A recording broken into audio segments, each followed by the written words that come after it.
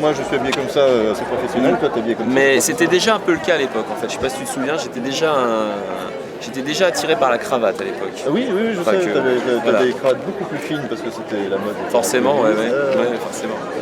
Une cravate en cuir. C'est ça. Et moi j'étais habillé en clodo. Alors, on va voir cette photo un peu de tous les deux. Alors qu'est-ce qu'on doit faire On va voir cette photo de tous les deux. Et ben voilà, on est voisins sur la photo, n'est-ce pas? Nous sommes voisins, ne pas confondre. Pas mal, ouais. Ne pas- Moi j'avais un superbe jacquard qui paraît-il on est- revient à la mode. On est dans l'époque, tu l'as gardé sans doute. Je ne pense pas, non. Tu as tort. Non, oui. Tu as tort. Mais peut-être on peut aller le chercher chez ta maman ou... Non, je pense pas qu'elle l'ait encore. Non, vraiment pas, mais, c'est dommage. Et toi, Alors, tu à l'as toujours ta l'époque, serpillière, j'étais hein? À l'époque, j'étais vraiment proche. Ah ouais, on était très bons potes. Ouais, on s'amusait bien. Ouais. On s'amusait bien. Et puis bon, Déjà, chacun. à l'époque, vous savez que l'un allait devenir prof, l'autre dessinateur. Je sais pas trop.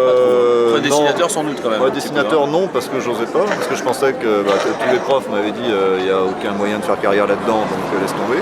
Donc j'ai vaguement laissé tomber, j'ai quand même entamé après le bac des études de pub, mais c'était tellement insupportable que je suis resté 3 mois. Et au bout des 3 mois, je me suis dit j'ai le dos au mur, je tente de faire ce que j'ai envie de faire vraiment, et j'ai fait du dessin de presse. Et puis j'ai fait des petits boulots à côté en attendant. Est-ce que dans la vente, c'était déjà le sérieux et le plus discipliné? Ah bah le sérieux, on était assez discret pour faire les conneries en classe, on les faisait plutôt à l'extérieur.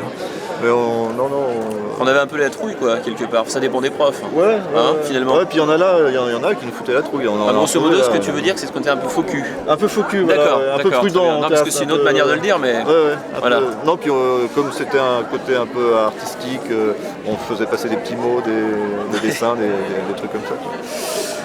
Mais toi, t'étais bon élève, toi, plutôt. Ouais, j'essayais de l'être quoi. Ouais. Bah, il fallait que je revienne ici, donc Il forcément. a pas redoublé sa terminale, lui, par exemple. Ceci dit, quand tu dis que tu ne savais pas que tu allais être dessinateur, nous on pensait vraiment que tu allais l'être. C'est la différence entre toi et nous. C'est-à-dire que nous vraiment on te prédisait ce destin-là. Bah écoute, tout le monde m'avait dit qu'il n'y avait pas de place dans ce De métier débouché. parce que c'était pas un métier. Il n'y a pas de débouché. C'est le problème des débouchés. Le problème des débouchés, c'est qu'il n'y en a pas. Il n'y en a jamais eu d'ailleurs, parce qu'il y a 20 ans il n'y en avait déjà pas. Non. Mais là aujourd'hui, je crois que les profs tiendraient le même discours sur le dessin de presse, il n'y a pas de débouché parce que personne ne connaît ce métier-là. Bah, sauf quand on est bon. Ouais. Quand je soigne ta pub là. Quand on est bon et puis qu'on a des parents qui te foutent pas la porte du jour au lendemain. Ça peut jouer aussi. Parce que ça rapporte pas de l'argent tout de suite, et des fois ça en rapporte jamais. Donc, Ah bah il y a un clerc de notaire là. Ah ouais, Oui, clerc de notaire. Ouais. Non mais on a plutôt bien réussi quand même, finalement.